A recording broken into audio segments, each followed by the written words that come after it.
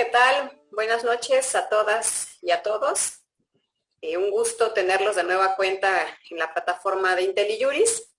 Estamos en la serie que hemos denominado Hablemos de Derecho Electoral y el día de hoy platicaremos sobre la efectividad de las acciones afirmativas implementadas en el pasado proceso electoral en favor de diversos grupos minoritarios. Y bueno, como hoy tenemos tres invitados, y la verdad no quiero restarles mucho tiempo a ellos, solo de manera general me gustaría plantear algunas directrices que considero son como las relevantes en el tema, ¿no? Para todos los que estamos incursionando por primera vez sobre la temática de la inclusión de los grupos minoritarios. Yo creo que lo relevante es, por lo menos, que podamos entender cómo se originan estas acciones afirmativas, a qué grupos y a qué comunidades favorecieron y cuál fue la manera en cómo se implementaron en el pasado proceso electoral.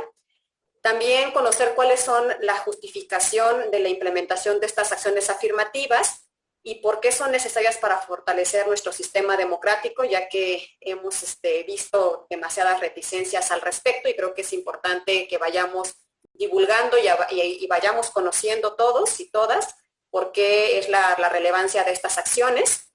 Y la más importante, a mi consideración, es analizar si hay alguna manera de medir el grado de efectividad de estas acciones afirmativas, ¿no? Que veamos que se vuelven tangibles y que están llegando abordando el objetivo que se busca. Y estas las podemos ver pues conociendo cómo se están conformando los órganos de poder o los órganos políticos en este último proceso electoral y también ir resaltando cuáles son los aspectos que quedan pendientes o los aspectos que tenemos que ir modificando para ir avanzando en la implementación de una sociedad pues, mejor integrada, ¿no? Y para conversar sobre este tema, el día de hoy tengo, como les había dicho, a tres invitados, a Gloria, a Rodrigo y a Edgar.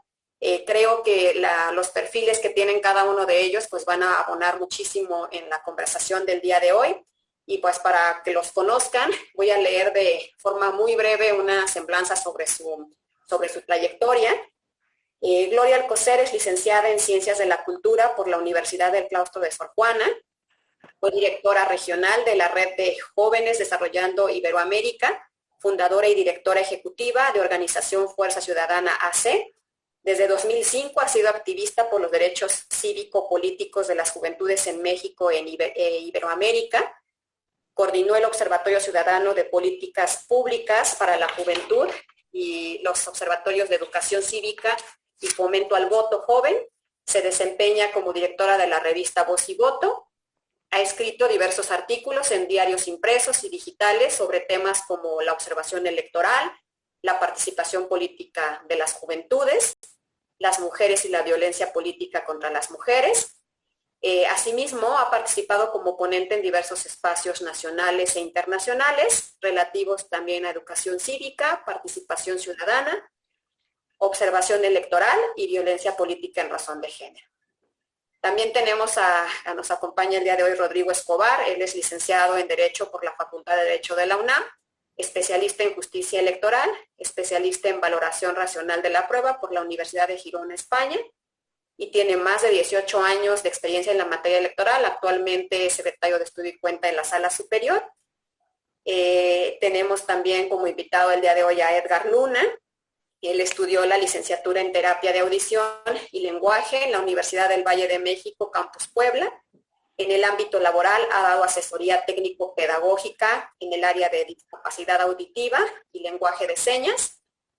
Es presidente de la sección de jóvenes sordos de la Secretaría Regional de México, Centroamérica y el Caribe de la Federación Mundial de Sordos. Es presidente también de la sección de la Juventud de la Federación Mexicana de Sordos. Y ha recibido diversos reconocimientos como el Premio al Compromiso por la Inclusión de las Personas con Discapacidad. De igual manera ha sido ponente en diversos temas, entre otros la cultura de las personas sordas y sensibilización para las personas sordas, una experiencia de vida. También quiero agradecer el día de hoy y presentarles a Gabriela Herrera, que es nuestra intérprete, intérprete en lenguaje de señas mexicanas, a quien le agradezco mucho que nos esté apoyando el día de hoy con esta colaboración. Y bueno, pues bienvenidas y bienvenidos sean todos a este espacio de reflexión de IntelliJuris. Para no, como les decía yo, para no restar tiempo a nuestros especialistas, a nuestros invitados, quiero pasarle la estafeta a Edgar. Edgar incursionó, participó por primera vez en el proceso electoral pasado, justamente a través de estas acciones afirmativas que se implementaron en el estado de Puebla en favor de las personas con discapacidad. Me pareció importante iniciar el día de hoy con su participación porque no hay mejor manera de discutir este tema que conociendo de viva voz, de forma directa, cómo vivió Edgar este proceso. Me gustaría en especial que nos contestara dos preguntas. ¿Cuál fue como el móvil o la motivación que lo llevó a participar en este proceso electoral? Y cuáles fueron las dificultades que tuvo para poder registrarse o para poder contender como aspirante. Adelante, Edgar.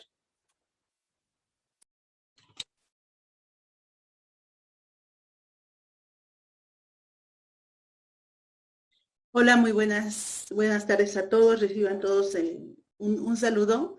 Me da gusto estar en esta ocasión y muchas gracias a Nadia por la invitación. Mi nombre es Edgar, como ya mencionó ella. Yo quisiera contarles mi experiencia. Precisamente yo participé, mi derecho como tal es participar del proceso electoral. Yo lo que quería era ser diputado plurinominal. Ha habido muchísimo tiempo en el cual no ha habido los derechos efectivos para las personas con discapacidad. No ha habido las oportunidades que se han abierto actualmente. Por ejemplo, ustedes saben que la comunicación para las personas sordas es diferente porque tenemos un idioma diferente. Lo que nosotros necesitamos, por ejemplo, es un intérprete, es subtitulación para personas sordas que saben leer. También nuestros derechos lingüísticos actualmente ya están reconocidos, pero aún así falta mucho más. Tenemos muchos años nosotros como asociación de jóvenes trabajando precisamente en propuestas que tengan que ver para el beneficio de las personas sordas. Lamentablemente, muchas veces se queda en el congelador, por decir así, las propuestas o los derechos o para que se haga una mejora en las leyes. Yo precisamente quería ser diputada plurinominal para efectivamente poder ayudar a las personas con discapacidad, no solamente a las personas sordas, sino todo el grupo de discapacidad, ayudarles porque yo he vivido, yo sé cuáles son las dificultades que tenemos. Sabemos que los diferentes gobiernos crean institutos y les falta dar oportunidades para las personas con discapacidad y que ejerzan cabalmente todos sus derechos. Por eso, nosotros, por ejemplo, en educación, hacen falta intérpretes para participar de manera equitativa y en nuestro idioma. Como diputado, a lo mejor yo hubiera podido colaborar más en esta situación. También respondiendo a tu segunda pregunta, las barreras que tuve en la participación de este proceso electoral. Yo decidí participar como candidato para diputado plurinominal en un partido político, pero lamentablemente a veces pues es complicado, ¿no? Militar en un partido y ser una persona con discapacidad, ya que a veces no te tienden a no tomarte en cuenta. Y, por ejemplo, en mi caso, yo tuve varias barreras porque, por ejemplo, la información no era accesible. Por ejemplo, las notificaciones a veces no llegan. Hay diferentes lugares en donde tienes que acceder. No importando qué partido político tengas, la información no está llegando porque no ponen subtitulado, porque no ponen interpretación, porque necesitas que alguien esté contigo. Yo decidí postularme como candidato plurinominal, pero algo interesante es que yo no aparecía en la lista. Y aparte, por ejemplo, ya después de que aparecí, no aparecía que era una persona con discapacidad.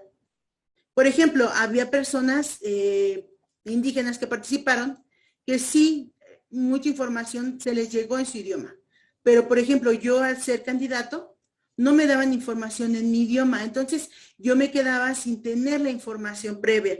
No había una explicación clara del proceso ni de los procesos que teníamos que seguir. Entonces, yo tuve que conseguir un intérprete. Entonces, yo creo que cada instituto debería de poseer su intérprete. De esa forma, el sordo no tiene que estar buscando y ya está preparado y tener todas las cosas necesarias.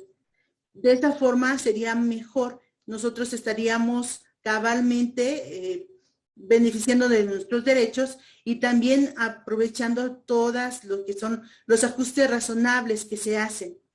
Sabemos que cada uno de nosotros no es que te agarres a cualquier persona, no, sino que todo debe llevar un proceso y debes de tener y estar preparado, por ejemplo, subtitulado en la información, intérprete de lengua de señas, dar la información clara y correcta. Entonces, eso es lo que nos falta de momento. Y, por ejemplo, otra cosa, no solo pensemos en mí como persona con discapacidad auditiva. Esta información se pasa en braille. Las personas con debilidad visual o ciegos tienen esta información realmente en su idioma o pueden ser fácilmente accesible a ello. De momento sería mi participación. Si Gracias. tienen alguna duda, aquí voy a estar para estar con ustedes. Nada más quería por último comentar que, por ejemplo, hubo muchos sordos que participaron en este pasado proceso electoral. Y bueno, tenemos una muy buena noticia este día. Una persona sorda, el primer diputado sordo en Michoacán. Entonces estamos muy contentos por eso. Eso es todo de momento. Sí, la verdad es que Edgar nos inicias con planteamientos muy claros sobre los temas pendientes que nos quedan todavía en la inclusión, ¿no? de las personas con discapacidad. Incluso también después tendríamos que verificar ya una vez que llegan a ostentar el cargo, cómo van a ejecutar su función, ¿no? Que también debe haber ahí toda una implementación para poder ejercer el cargo. Bueno, también aprovechando lo que decía Edgar, les recuerdo que en el chat pueden formular sus preguntas o las dudas que vayan surgiendo con la participación de nuestros invitados para que al final de la charla podamos atenderlas, ¿no? Bueno, y para contextualizar un poco el tema, justo para las personas que por primera vez están conociendo sobre las acciones afirmativas que se tomaron en el proceso electoral pasado, y aprovechando la experiencia de Rodrigo Escobar, que tiene varios años ahí en la sala superior y que seguramente vivió de manera directa la resolución que emitió la sala superior justo para ordenar al Instituto Nacional Electoral la inclusión de diversos grupos minoritarios para que por primera vez pudieran participar o obligar a los partidos políticos para que pudieran participar en el proceso electoral pasado. Me gustaría que Rodrigo nos contara un poco el contexto, es decir, en qué consistió la participación de estas autoridades electorales, cuáles fueron las directrices que se dieron para que las personas, diferentes grupos minoritarios pudieran participar en esta elección y qué grupos son los que se vieron favorecidos. Si me ayudas con eso, Rodrigo. Claro, pues primero que nada, muchas gracias, Nadia, por la invitación y pues vernos, aunque sea por estos medios, ya hace algún tiempo. Pues un gusto estar con Gloria, que hace ratito, antes de entrar, platicábamos que una vez nos hicimos un agarrón ahí en Twitter, pero todo en buena lid. A Edgar, pues muchas felicidades por haberte animado a participar y ahorita apuntaba yo todas estas condiciones porque son muy interesantes, a ver si alcanzo a comentar algunas cosas. Y pues también gracias a Gabriela por hacernos el favor de ponernos en contexto y en contacto con Edgar. Bueno, yo quisiera comentar algunos casos en particular que fueron los que más me llamaron la atención. Me puse yo a hacer mi tarea y pues salieron varios temas. Creo que hay algunos pues más conocidos que otros, ¿no? Hay algunos que llamaron mucho la atención, pues por la dimensión de los cargos que se pusieron en juego, y pues está el primero, el caso de las gobernadoras, ¿no? El caso de las candidatas a gobernadoras, donde se ordenó al INE, perdón, el INE ordenó a los partidos que postularan entre la mitad, no se podía hacer la mitad exactamente, porque bueno, eran 15 gubernaturas las que estaban en juego. Y entonces, bueno, pues se ordenó un número mínimo de mujeres que fueran postuladas como gobernadoras. Esta fue una decisión hasta cierto punto controversial, y a mí me gustaría plantearlo así. ¿Hasta qué punto las autoridades electorales pueden generar este tipo de políticas que pues en cierta forma pasan o van más allá de las facultades, por ejemplo, en el caso reglamentarias del Instituto Nacional Electoral? Efectivamente, el instituto tiene atribuciones para emitir reglamentos, para regular, para aterrizar ciertas disposiciones que están en la ley, pero pues esto fue prácticamente una actividad legislativa, que en principio pues parece que solamente está conferida al Congreso. Y en este caso al constituyente permanente, porque además incluía pues no solamente una legislación federal, sino incluía el debate por parte de los congresos estatales, al ser una cuestión que impactaba pues a la federación en su conjunto, ¿no? Entonces, pero a final de cuentas en los efectos, que era lo que nos planteaba Nadia, creo que tuvo un muy buen efecto. El hecho es que resultaron electas un buen, bueno, si no un buen número, pero bueno, fueron postuladas, y ahora tenemos pues más gobernadoras, bueno, vamos a tener más gobernadoras en funciones. Y esto nos habla de que sí las acciones, este tipo de acciones afirmativas, que aquí se podría debatir si esta ya es una acción afirmativa o si ya es una política. Para mí es una acción afirmativa, sí, porque debe ser temporal. O sea, a final de cuentas, los partidos políticos deben, y estoy un poco respondiendo a los gestos, los partidos políticos deben, y ese es el grave problema que tenemos. Los partidos políticos no han entendido, no han interiorizado, no se han tomado en serio las políticas a favor, ya no solamente de grupos minoritarios, sino del grupo mayoritario, que son las mujeres, ¿no? O sea, tengamos claro que el 52% del padrón son las mujeres, ¿no? Entonces, seguimos viendo cosas en el tribunal donde llegan los partidos políticos a combatir este tipo de terminaciones. Siguen llegando cosas en el tribunal donde vienen y nos dicen algunos actores políticos, es que yo estoy muy a favor del acceso de las mujeres al poder público y bla, bla, pero en este caso quita a una mujer y ponme a mí. O sea, siempre es el discurso de toda la vida. Entonces, dejaría ahí este tema. Tenemos también el caso de las acciones afirmativas a favor de comunidades, de personas indígenas. Aquí hay dos casos que destacan y dos complicaciones que se han venido presentando, que es el tema de la autoadscripción. El caso del Mijis, por ejemplo, en Carrizales, donde hubo todo un tema probatorio ahí muy, muy extraño, porque tenía dos constancias emitidas por un presidente municipal o un comisario ejidal, no recuerdo bien, pero que después se desdijo de esa prueba. Entonces, ¿cuál es el mecanismo? También tenemos otro caso en Morelos, ¿no? Donde también se desestimó un elemento probatorio donde el comisario ejidal había reconocido el carácter de integrante de esta comunidad, pero después la asamblea en su conjunto dijo que no tenía ese carácter.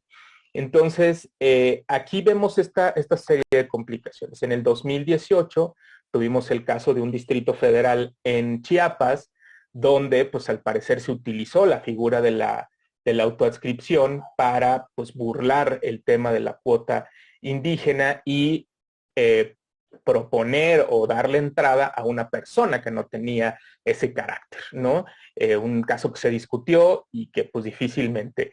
Tenemos el caso de Oaxaca, de los Muxes, donde también es un caso muy complejo por el tema, incluso ahorita hay un problema muy serio con estos temas de la transfobia, cómo se alega que a través de, yo no estoy de acuerdo en nada de eso, yo solamente refiero lo que he leído, como a través de este fenómeno del transgénero se pretenden, según ciertos grupos, ocupar espacios que deben corresponder a las mujeres, ¿no?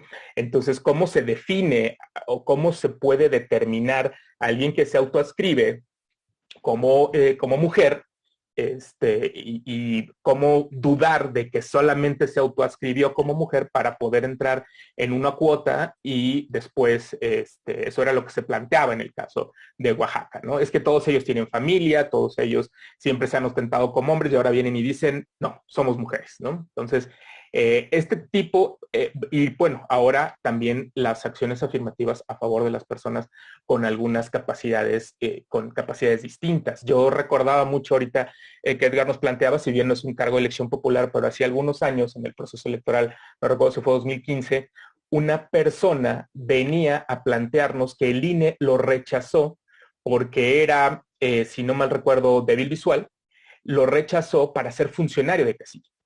Y lo rechazó en ese momento porque el INE no tenía la infraestructura para darle manuales en braille, en fin, y el tribunal pues sí tuvo que entrar ahí en esta dinámica, aunque si no mal recuerdo sí se ordenó al INE que fuera viendo estos mecanismos para permitirle la participación a este tipo, a estas personas con este tipo de condiciones. Un tema también de las personas con discapacidad, volvemos a lo mismo. Cuando se abusa de este tipo de figuras. Por ejemplo, el caso de las incapacidades temporales. O sea, yo hoy me rompo un pie y voy a estar 6 meses con el pie enyesado. Tengo una discapacidad, eso no hay duda. No puedo caminar, no puedo jugar fútbol, no puedo hacer nada. Eso es una discapacidad para que yo entre en una cuota. Hay un caso que yo vi muy de cerca de una persona, un candidato a diputado federal, que representó una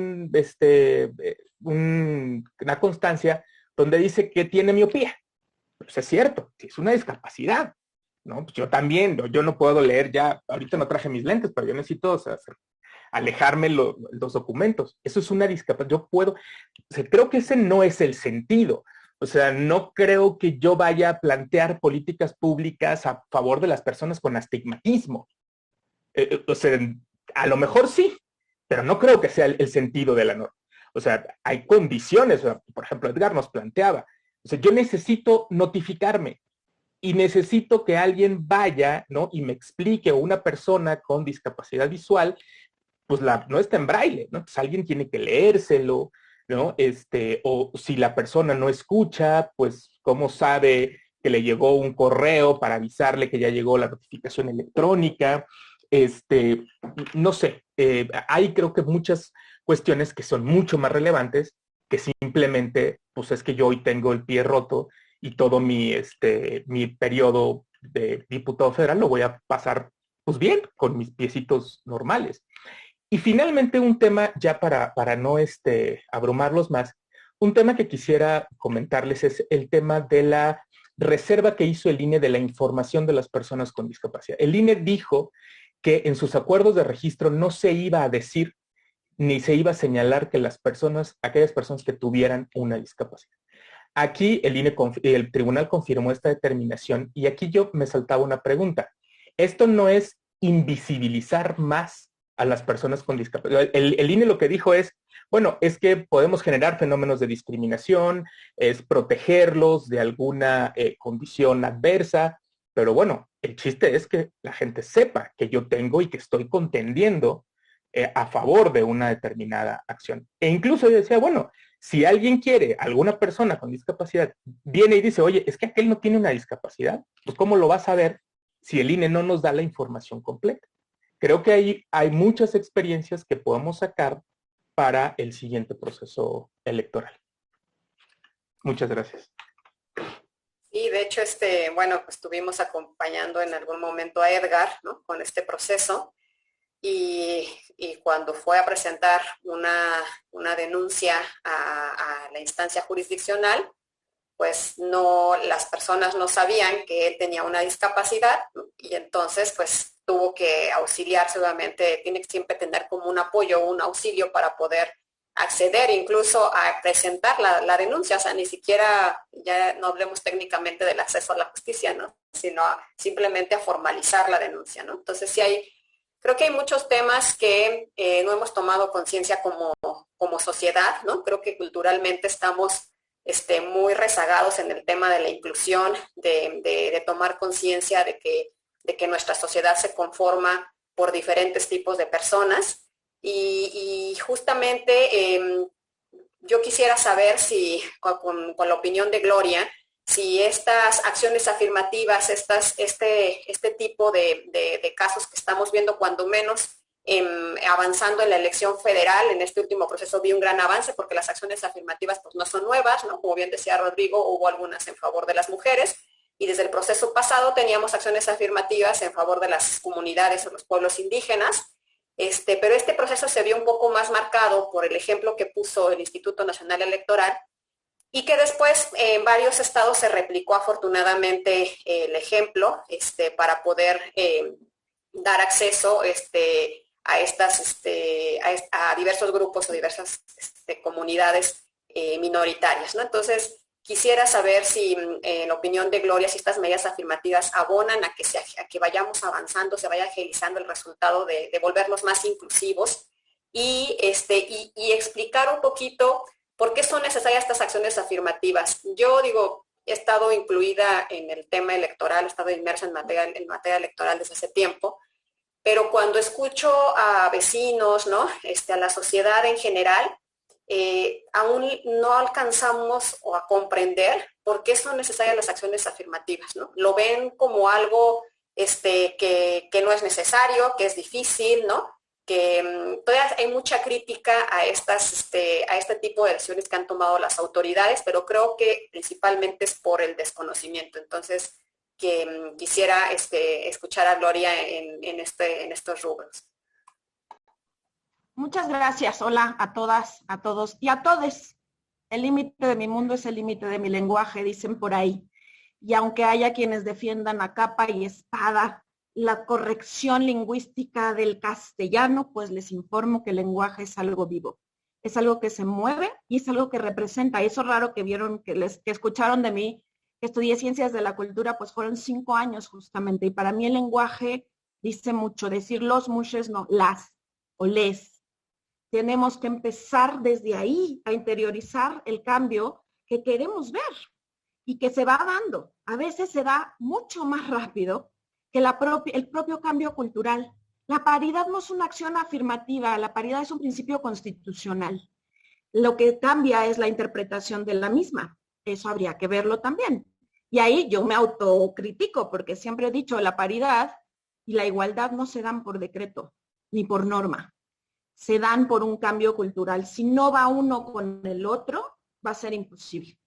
Y de verdad, qué maravilla, Edgar, te felicito porque tú eres un gran ejemplo para mí, para lo que voy a hablar, que se llama interseccionalidad. Y la interseccionalidad no es solamente tener una discapacidad, no son personas con capacidades diferentes, no son con capacidades distintas, son personas con discapacidad, según la ONU, y nombrar. Hay que nombrar, porque si no invisibilizamos. Y tú, Edgar, además de ser una persona con discapacidad, eres una persona joven, doble. Tu discriminación en el mundo, pero en el mundo electoral, es doble, quizás hasta triple. Eso es lo que hay que mirar y decir, a ver, ¿qué pasó? Pero yo me voy a los datos. Tengo ahí unas maestras buenísimas que siempre dicen, Glo, los datos. 65 personas fueron electas en este proceso electoral a raíz de estas acciones afirmativas. Y ahí les van 37 indígenas, 8 con alguna discapacidad, 6 afromexicanas, 4 personas de la diversidad sexual y 10 mexicanas o mexicanos o mexicanas migrantes. Esto nos da más o menos 65, como les decía, personas.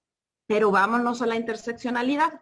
Yo tengo 42 años, soy, digamos, el ejemplo de que uno no debe de ser la causa para defender la causa. Empecé a los 25 años, pero soy una aferrada que sigue trabajando por y para las juventudes. ¿Saben cuántas personas de esas 65 son jóvenes? 2. Solo 2. Una de la diversidad sexual y una persona indígena. ¿Por qué? Porque en estas acciones afirmativas maravillosas, de las cuales yo soy la primera gran festejarlo, dejaron fuera a las juventudes. 30 millones más o menos de personas jóvenes se quedaron fuera. Y dijeron, bueno, pero dentro de estas personas, de la diversidad, en fin, pues van a entrar jóvenes, Gloria. Pues no, entraron 2. ¿Eso qué quiere decir? Que si tú haces una acción afirmativa para personas indígenas, entran 37. Si dejas fuera a las personas jóvenes, entran 2. Ahí creo que los números, eso es a nivel federal, creo que los números son claros y son contundentes. Y me voy a mis preguntas. Empezaría por la segunda. ¿Por qué hay resistencia en las acciones afirmativas? Porque quien tiene resistencia es porque generalmente está en el privilegio, porque nunca ha sido discriminada, porque nunca se ha sentido fuera de, porque sabe que casi tiene garantizado su espacio en donde lo busque. Pero en el momento en que nos ponemos en este lugar de la empatía, y ahí también voy a hacer una pausa, en la empatía y en el decir, bueno, pero pues tendría que estar alguien que representa a estas poblaciones vulneradas, porque yo no digo que sean vulnerables, alguien no nacieron, pues, la vida, ¿verdad? Algunas sí, pero hay que ponerle una vez más el énfasis a esto.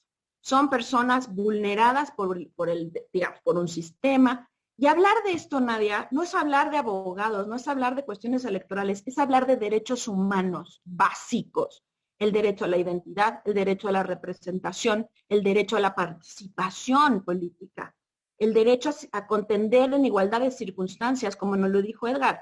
A ver, y si yo me vuelvo diputado, ¿qué adaptaciones va a hacer para mí el Estado o el espacio en el que estaré para que pueda ser incluido de una manera correcta y eficiente? Eso es lo que hay que pensar. Entonces, cuando hablamos y negamos y dejamos de nombrar, estamos no solamente viendo una arena político-electoral, es una arena de derechos. Y desde ahí hay que hablar. Ahora, yo puedo ser la más empática con las juventudes, con las personas trans, pero de ninguna manera tendría yo que hablar por ellas. Y qué bueno que hoy incluyeron a una persona con discapacidad que nos cuente cómo lo vive. Digo, yo tengo esto, cosa que me ven en la mano 2 semanas, la quiero aventar y ya no me imagino a alguien más, ¿verdad?, que tenga una discapacidad permanente. Entonces habría que irnos viendo y midiendo. La acción afirmativa funciona, por supuesto, es una medida de acción afirmativa que tendría que estar. Yo creo que no solamente, las medidas de acción afirmativa tienden a ser temporales. Yo creo que estas deberán de volverse permanentes. Pero ahí les va, los detalles están en el diablo. Estas personas que entran por estas acciones afirmativas, ¿realmente defienden esa causa por la que entraron? Habría que verlo.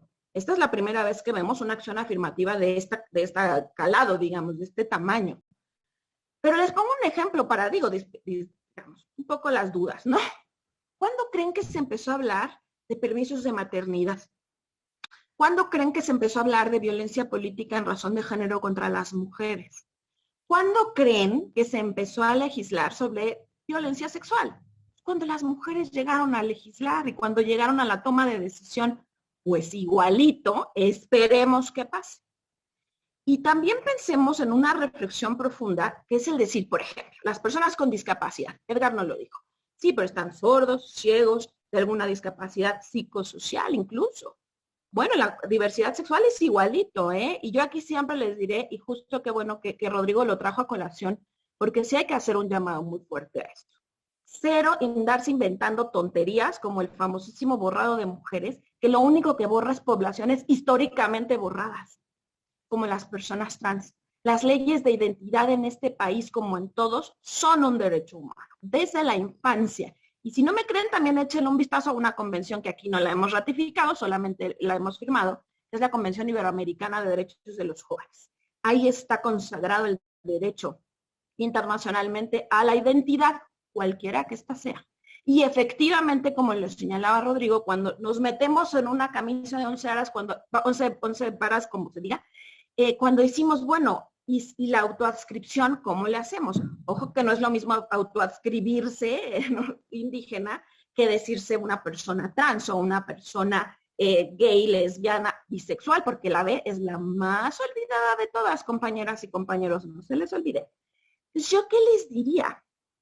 Hay que empezar a entender esos conceptos. Y ustedes que están en el mundo de las legislaciones, de las leyes, lean mucho, lean a Rebeca Garza, a Erika, maravillosa, a una mujer que yo acabo de descubrir que de verdad me tiene flipada la cabeza, que se llama Moira Pérez.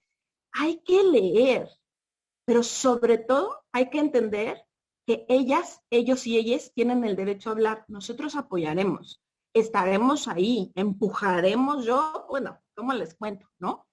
Me han casi moqueteado en las marchas del 8 de marzo por defender esta inclusión. Qué curioso. Yo siendo una mujer feminista, abiertamente, mi militancia de vida es el feminismo, también he recibido ataques de otras feministas. Y de repente me dicen, no, no, no, de eso no hables, no, no hay que decirlo, no, sí hay que decirlo, porque lo que no nombramos no lo identificamos y por lo tanto no lo podemos modificar si ese fuese el caso.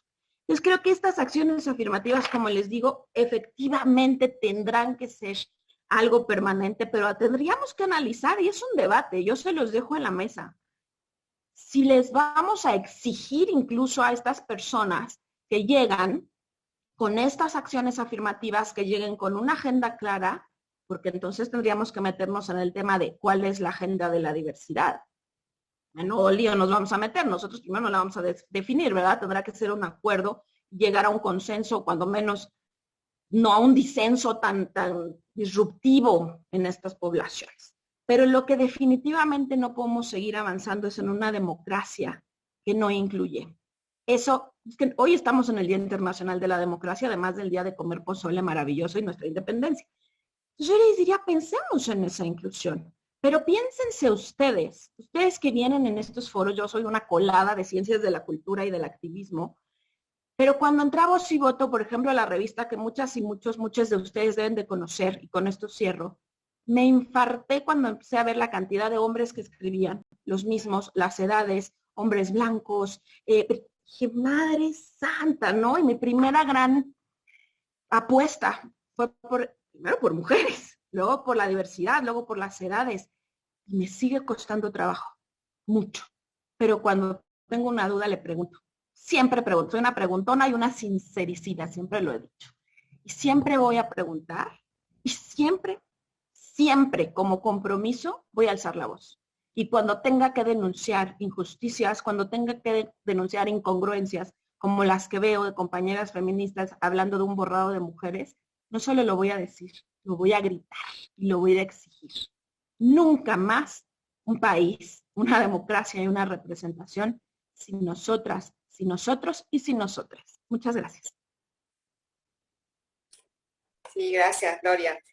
Sí, yo creo que efectivamente nos hace falta, creo que para mucho conocimiento, ¿no? Y conocer más sobre el tema para que podamos entender entonces de qué manera, cuáles son los cambios que tenemos que hacer para realmente ser una sociedad inclusiva.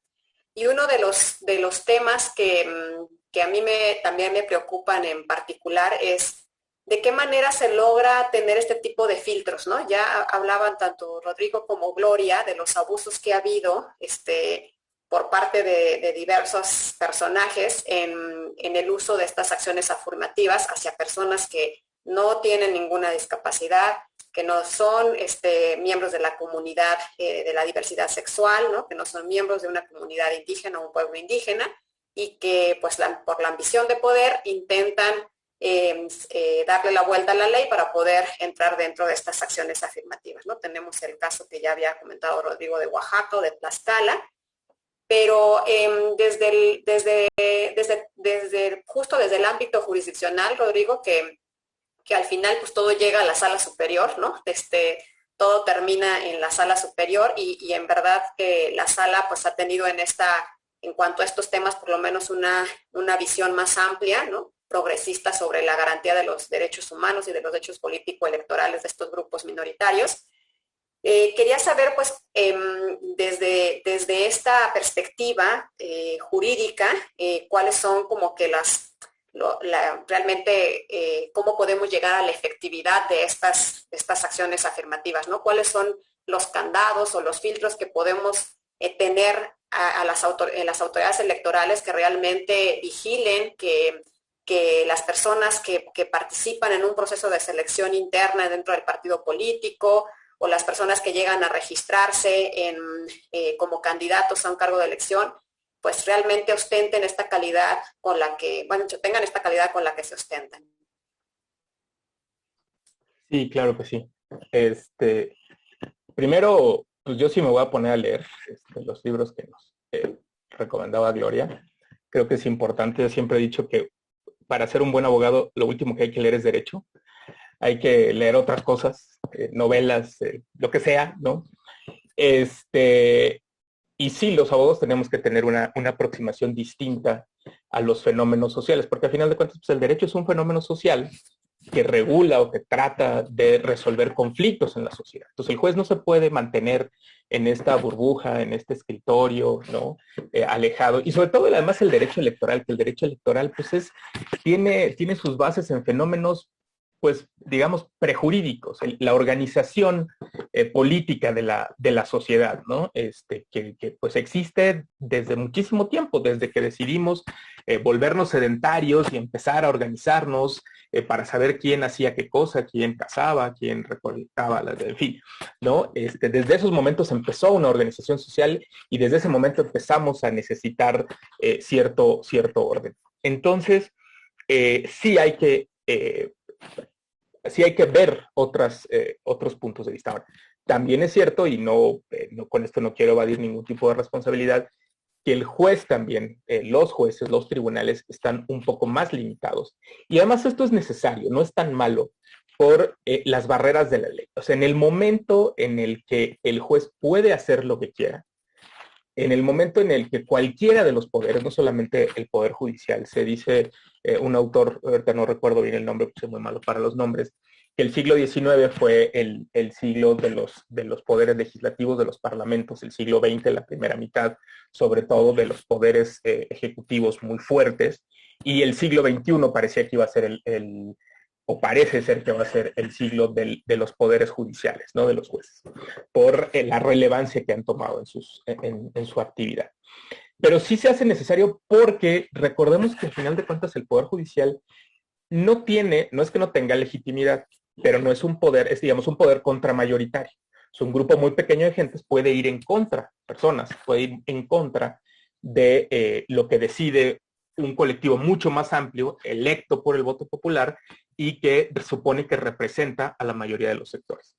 Pero, digamos, entonces esto es un poco para poner también en perspectiva la situación en la que se encuentran los tribunales. Ahora, frente a ciertas condiciones, los tribunales tienen que actuar mucho más progresivamente. Por ejemplo, tenemos el caso apenas de la Corte, con el tema del aborto. Entonces, la cuarta transformación, perdón que lo diga así, se supone que una de sus banderas era el aborto, los derechos de las mujeres, los derechos de la comunidad de la diversidad sexual, y pues no han hecho nada. Todo ha tenido que venir del Poder Judicial. Pues parece que tenemos un Poder Judicial mucho más progresista, cuando por regla general se considera que el Poder Judicial es el más conservador de los poderes, como por definición, precisamente por esta atadura a la ley. Ahora, dicho esto, yo diría que hay los mecanismos primero corresponden al INE. Y el INE tiene que ser mucho más rudo, y aquí también, las autoridades electorales locales y la federal, la nacional. Y aquí el tribunal también creo que debe acompañar mucho más seriamente al Instituto Nacional Electoral para obligar a los partidos a que se tomen en serio las acciones afirmativas, la paridad de género, el respeto a los derechos de las comunidades de las que hemos estado hablando. Y cómo, uno, a través del sistema sancionador. Porque los partidos políticos hacen sus cuentas en realidad. Ellos saben que sale barato violar la ley. Por ejemplo, hay que replantearnos, y no sé si nadie lo viviste, en la calamidad que es la justicia intrapartidista. O sea, la justicia intrapartidista es algo que debemos valorar si debe seguir existiendo. Es nada más una pérdida de tiempo que lo único que hace es retrasar la resolución de los conflictos. O sea, todos estos, yo no sé si Edgar transitó por la justicia intrapartidista, y no sé cuál haya sido tu visión de la justicia intrapartidista. Me imagino que fue un viacrucis, ¿no? Y eso pasa en todos los partidos. No hay uno que se salve. Unos son peores que otros, pero por ahí están todos. Bueno, entonces, creo que esta es la primera. O sea, si los partidos no lo van a hacer por convicción, por convencimiento, pues lo van a tener que hacer por obligación. Y entonces tienen que venir no solamente las sanciones económicas, sino la cancelación de candidaturas, que es en realidad ahí donde les duele. En el momento en el que se queden sin candidatos, en el momento en el que incumplan con las acciones afirmativas, en el momento en el que le traten de dar la vuelta a la ley, pues se van a quedar, en el momento en el que no verifiquen efectivamente las autoadscripciones calificadas, porque ellos lo saben. En el momento en el que autoricen, por ejemplo, lo que sigue pasando, la renuncia falsificada de personas, decir, bueno, pues es que me quedé sin candidato porque me renunció al cuarto para las 3 y pues ahí te va el suplente o la suplente o otra que acabo de elegir y pues no puedo cumplir con la cuota, ¿no? En esos momentos, cuando de verdad se tomen en serio estas disposiciones, entonces creo que vamos a empezar a ver resultados. Yo creo que sí ha habido resultados. Desde aquella norma muy, pues muy, muy inocente del código del COFIPE de 90 que decía los partidos promoverán la participación política de las mujeres. Bueno, pues así se fueron al promoverán, ¿no? Y después cuando vino la cuota 30-70 y después vino la 60-40 y le seguían dando vueltas, o sea, ha sido remar contracorriente, ¿no? Por ejemplo, ahorita, si bien no es de elección popular, pero es un cargo público a final de cuentas, en los concursos para funcionarios electorales, el INE, el tribunal le pidió al INE que incluyera en los formatos de inscripción, además de hombre-mujer, el género no binario, ¿no? Entonces, bueno, ya tenemos ahí la incorporación de una acción de una persona que fue y le dijo al INE, oye, yo no me autoadscribo, no me adscribo ni al género hombre y mujer, yo soy género no binario y entonces no quiero que me encasillen pues en ninguna de estas dos. Y el tribunal pues le dijo al INE, sí, efectivamente, tienes razón, abre una casilla para para que estas personas se... Entonces, a partir de esas interpretaciones, y sobre todo, y ya con esto concluiría, también debemos tener cuidado. Todas estas acciones que se tomen tienen que ser antes de la jornada electoral. Porque aquí sí, en la jornada electoral, y nos causa mucho ruido la violación al principio de certeza. Jugar con unas reglas y que un partido venga y cuando no le salieron las cuentas como ellos esperaban y digan, es que fíjate que la norma y que la paridad y que ven y que hace y que sube y que baja, el tribunal lo que ha venido diciendo es, a ver, institutos locales, si no tienen acción afirmativas implementadas ya, prevéalas para el siguiente proceso electoral. Pero transcurrida la jornada es muy complejo que se puedan seguir. Podemos revisar las que ya están implementadas, podemos combatirlas, podemos plantear una interpretación diferente, pero crear una norma de la nada posterior a la jornada creo que sí es muy complicado. Entonces también es tarea de los partidos, de los colectivos, ir y plantear a las autoridades electorales y decir ahí donde no hay legislación, o sea, si la legislación no lo plantea, ir y plantearse, por ejemplo, como se hizo en el caso de las gubernaturas, ir y plantarse y decir, a ver, aprueben un lineamiento que pueda ser revisado por la autoridad electoral con anterioridad al proceso, a la jornada electoral, y ya sabemos todos con qué reglas vamos a jugar. Eso creo que es muy importante.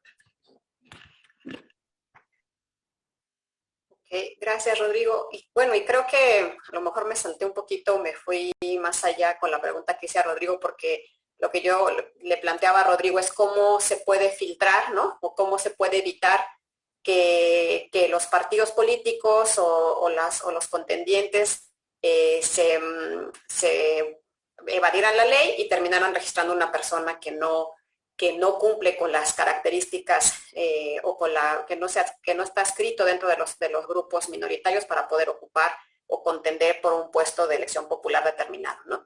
Pero creo que nos falta algo más previo, ¿no? Que es la formación de militancia, de realmente de grupos de personas con discapacidad o de personas miembros de las comunidades o los pueblos indígenas o afromexicanos o los migrantes o los jóvenes.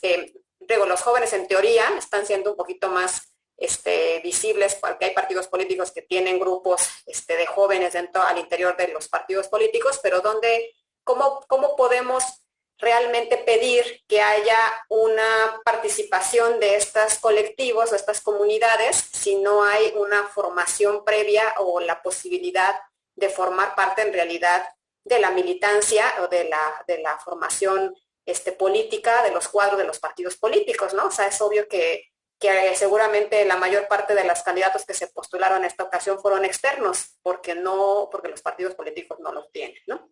Y entonces, pues pensando en esta parte previa, me gustaría saber, pues, Gloria, con la experiencia que tiene, con la asociación que tiene respecto a los derechos de los jóvenes, pues dos preguntas, ¿no? Primero, ¿qué papel jugamos nosotros como sociedad? O sea, ¿cómo podemos primero contribuir nosotros para que se vaya justamente conformando estos cuadros?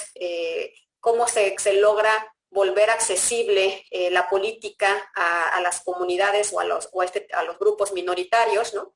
Entiendo que justamente las asociaciones y los colectivos han jugado un papel muy relevante, porque gracias a ellos, por lo menos de manera jurisdiccional, hemos conocido varios casos donde o apoyan a candidatos, ¿no? O aspirantes a cargos de elección popular, o hacen visibles los abusos que se están realizando en este tipo de acciones afirmativas.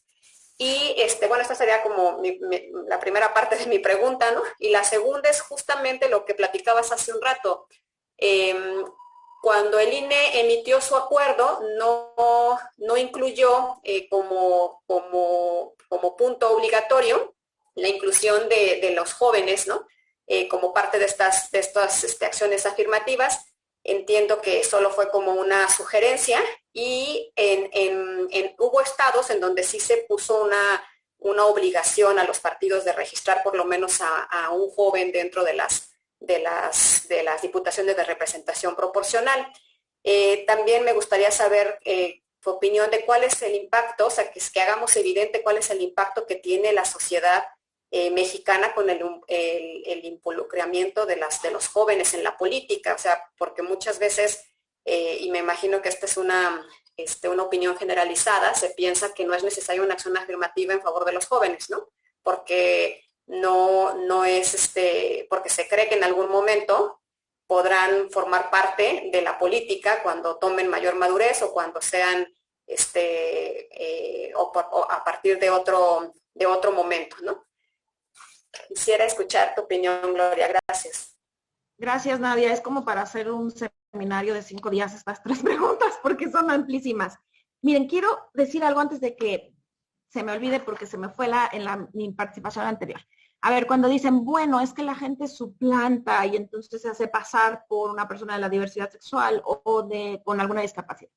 ¿Es el problema de la norma? No, el problema es de quien miente, de los partidos que los dejan pasar, de la gente que se presta a eso. Entonces el decir, ya vieron, es que como está esa norma hacen trampa. ¿Por qué no lo volteamos? ¿Por qué no decimos, vamos a blindar las normas? Repito, en ciertos casos es muy complicado porque entonces incluso puede ser violatorio de derechos. Y estudien, si les interesa, por ejemplo, el caso de las personas con discapacidad y el voto en Ecuador, ¿no? El voto anticipado en casa, que tiene que ver con personas con discapacidad. Es un gran ejemplo para entender cómo se le dan, más que se le dan porque no se dan, se otorgan derechos y se hacen visibles a quien no los tiene. Y aquí tenemos que pensar en algo, en esta discusión de fondo. Estamos hablando de poder, y el poder no se da, el poder se toma. Y ahí es donde entra y trabaja y acciona la sociedad civil, que en este momento, como hace años yo no lo veía, yo tengo 16 años en sociedad civil, la veo más debilitada, más apabullada, con un presidente que un día le pega y el otro también, pero también es como esta idea de las instancias electorales y de los gobiernos en general, de mira, acompáñame, mira, opina, mira, diagnostica, sin un quinto, a ver, porque pues uno paga rentas del buena hondez, ¿verdad? Entonces empiecen también asignándoles recursos a todas las organizaciones posibles, no siempre a las mismas, y eso pasa muchísimo en todos estos espacios. ¿Qué les diría en cuanto al INE y los jóvenes? Incluso desde Fuerza Ciudadana, Espacio Progresista, Mujeres, una red de mujeres en Jalisco, y no recuerdo, éramos 4 organizaciones que mandamos una carta pidiéndole al INE que metiera la acción afirmativa para personas jóvenes y refrendándolo en el tribunal, y nos dijeron que no, precisamente porque dijiste que era una bonita sugerencia. Sí sabemos lo que hacen los partidos con las sugerencias, ¿no? Y más cuando las sugerencias juegan en contra. Las ignoran. Pero les voy a poner un ejemplo. Justo acabo de hacer observación electoral en este proceso sobre voto joven en educación cívica y nos clavamos mucho en el tema de los partidos. ¿Dónde estaban las juventudes en los partidos? Si había interseccionalidad al momento de verlas, si participaban, de qué forma. El partido que más acciones afirmativas tiene para juventudes es el PRI. Y con eso, por ejemplo, a nivel federal metió 25 personas jóvenes con diputaciones federales. 25. Aquí no tenemos ni 2, ¿no? Con todas las normas, las acciones afirmativas. Entonces, funcionan, claro, pero escritas, no en una buena onda. El problema con este país y muchos de la región, yo he tenido oportunidad de verlo a nivel mundial, es que se hacen políticas públicas y no de Estado. La política de Estado es lo que necesitamos para todas estas poblaciones, no solamente las juventudes. Pero ¿qué pasa si tienes un instituto nacional, un Instituto Mexicano de la Juventud con 75% menos de presupuesto, con un director que no ha acabado ni la licenciatura, que no tiene la menor idea de lo que son los jóvenes, con gente? Es más, este hombre junto con varias de su personal legalmente no deberían de estar ahí. Y aquí es a donde voy también, con que poner la acción afirmativa y ponerle todo ese peso encima a estas personas. A ver, cuidado, porque no nada más son ellas y ellos y ellas. También tendríamos que ver la política pública que está acompañando esto. Porque si entonces, ahorita les estaba diciendo, ¿no? ¿Cuántas son las personas? Por ejemplo, a estas 4 personas de la diversidad sexual que entraron a legislar, ¿les vamos a exigir todo? Les vamos a decir, y ahora está en tus hombros la responsabilidad normativa, o a estas 8 personas con alguna discapacidad. Pues no, tiene que ser una política de Estado y una política social. Pero ahí, respondiendo también a tu tercera pregunta, el impacto de la sociedad. El impacto de la sociedad es fundamental. Y si no, vean lo que acá, les pongo un ejemplo chiquitito, ven que me encantan los ejemplos. Vieron que quitaron a Colón, porque pues Colón, ¿cómo íbamos a tener allá a Colón? Y pusieron intentaron poner una cabeza de una mujer indígena, olmeca, y luego ya nadie sabía bien. Todo el mundo empezó el quejadero en redes, no solo en redes, pero en muchos otros espacios. Pues dice mi mamá que siempre no, ya no la van a poner. Ahí cuando la sociedad se involucra, cambia. Pero lo que hay que entender es que no todo el mundo se va a involucrar como ustedes quieren que se involucren. Las juventudes participan muchísimo en política. Salte a ver los grafitis, salte a ver todos los esténciles.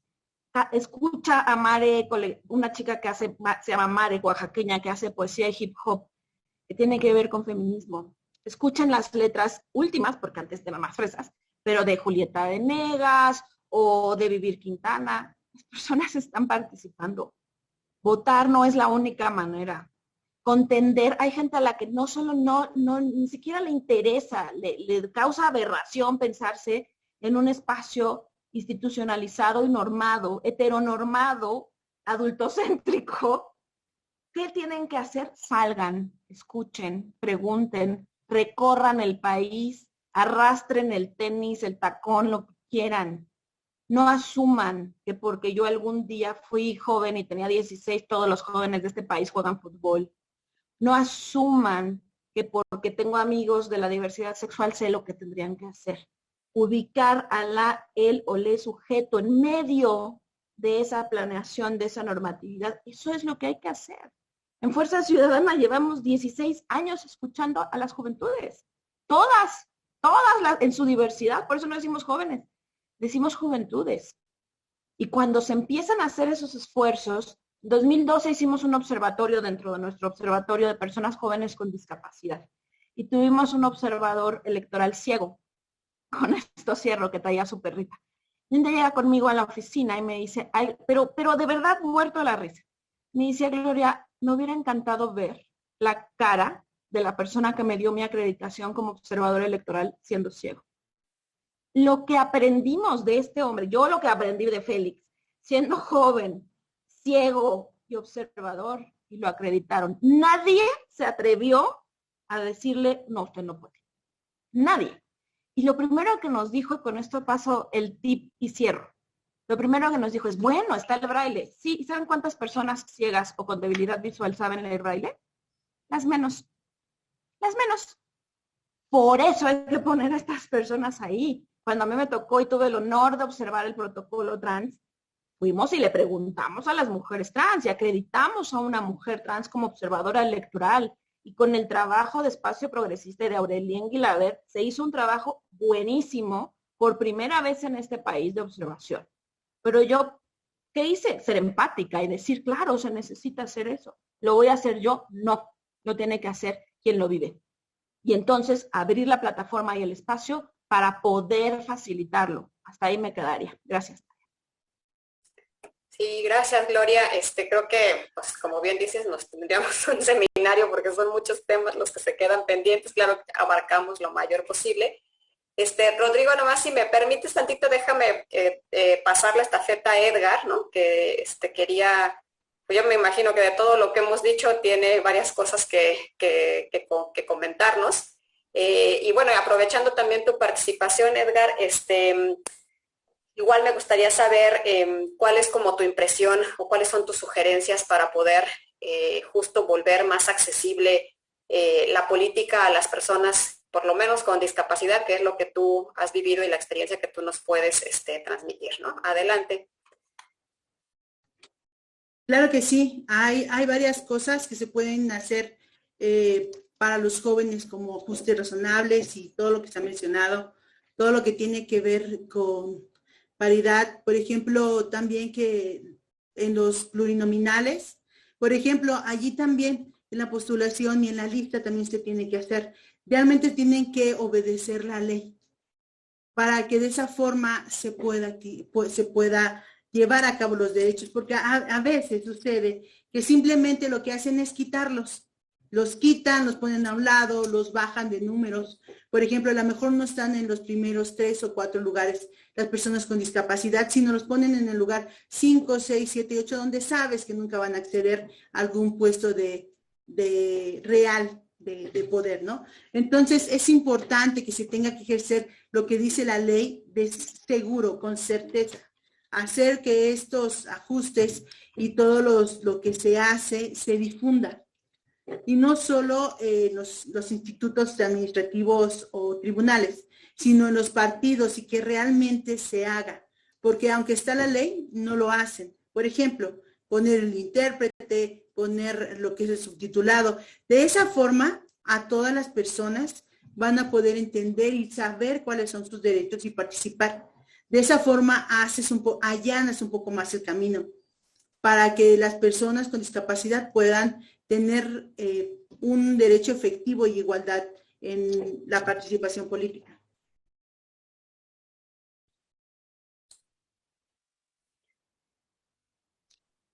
Y como les comenté, bueno, a mí me gustaría, si quieren, después seguir colaborando con ustedes, precisamente como mencionaba Gloria, para hacer un poco más accesible y ver precisamente qué más se tiene que hacer. Con gusto podemos colaborar con ustedes cuando quieran.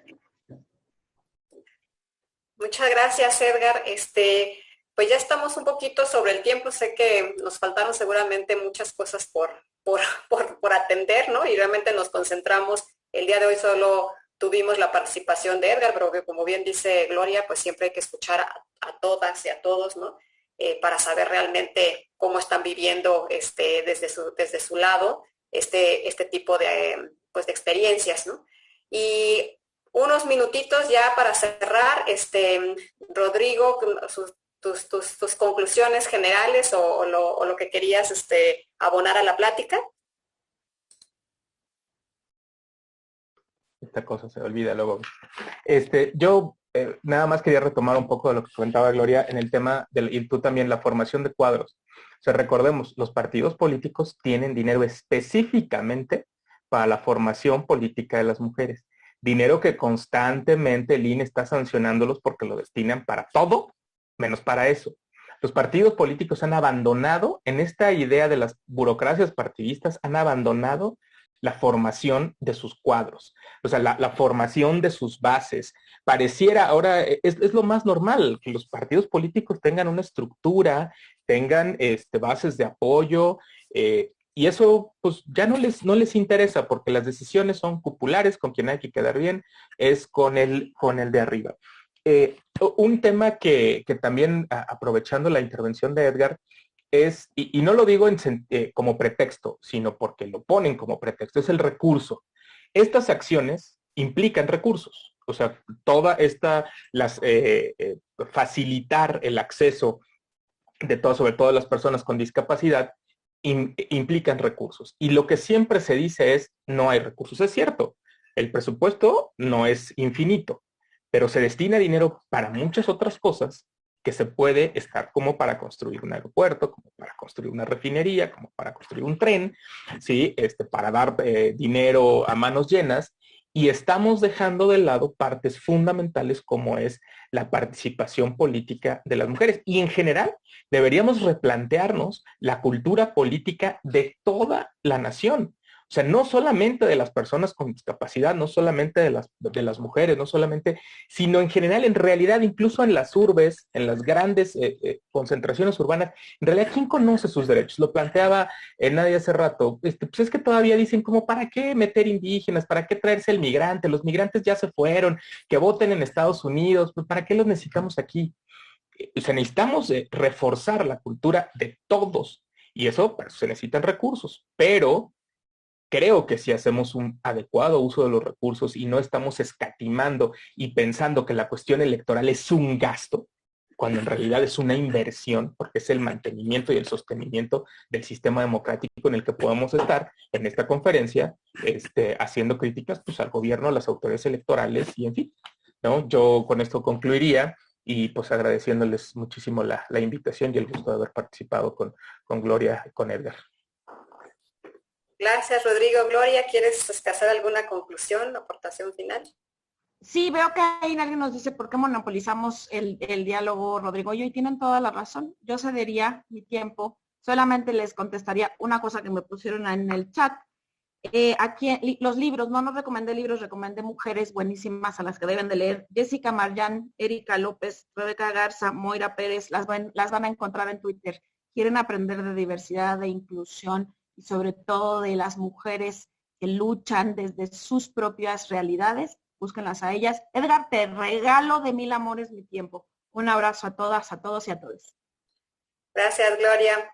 Sí, Edgar, reflexiones finales, igual y no sé, también te acuerdas de la experiencia que tuviste justo con la justicia intrapartidista que decía hace un rato Rodrigo, igual si quieres dar alguna reflexión también sobre ese tema, me gustaría porque la verdad es que desde cosas tan sencillas como simplemente ir a presentar una denuncia, una queja, fue complicado, ¿no?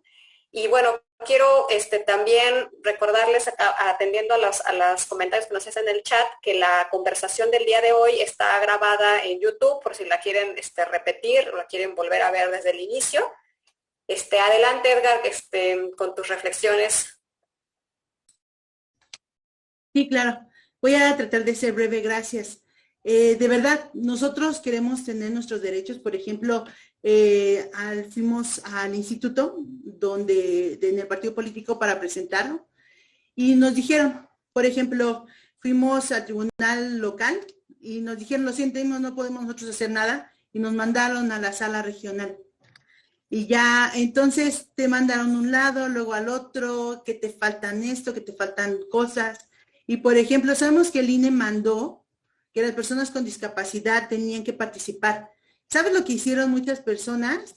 Lo que hicieron a personas, trajeron a cualquier persona con discapacidad, no importaba que nadie, dijeron, aquí está.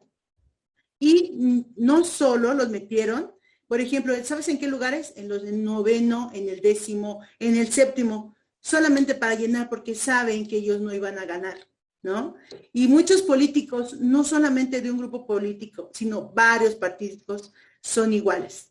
Realmente no piensan en las personas con discapacidad como alguien que pudiera gobernar, sino simplemente para llenar las listas.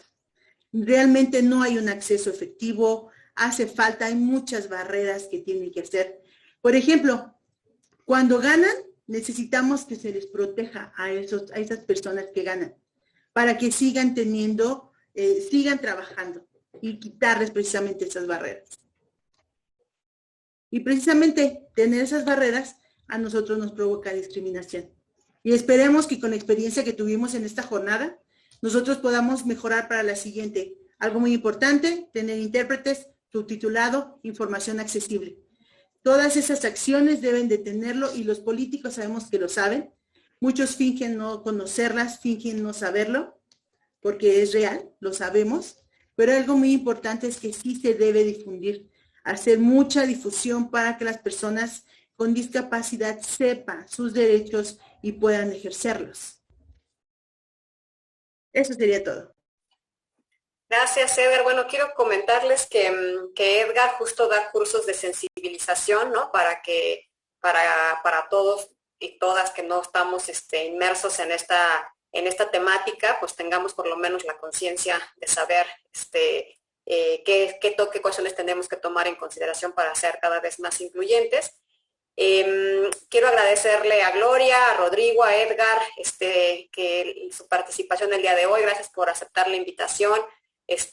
Me voy muy contenta, creo que por lo menos sembramos la inquietud, ¿no? En todas las personas que hoy nos estuvieron viendo y escuchando.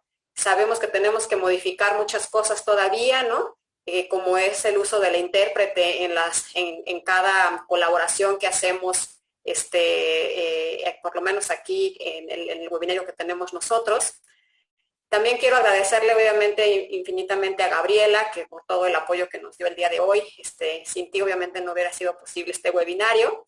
Y bueno, pues nos seguimos viendo en esta serie de Hablemos sobre Derecho Electoral. Muchas gracias a todas y a todos los que nos acompañaron el día de hoy. Les mandan a todos, bueno, el chat no sé si alcanzaron a verlo todos, pero les mandan felicitaciones y agradecen mucho este tema. Que estén muy bien. Buenas noches y ahora sí a festejar el 15 de septiembre. Hasta luego. ¡Viva México! Y adiós. Adiós, que estén muy bien. Gracias. Muchas gracias. Nos vemos. Hasta luego. Gracias, Gabriela. Gracias.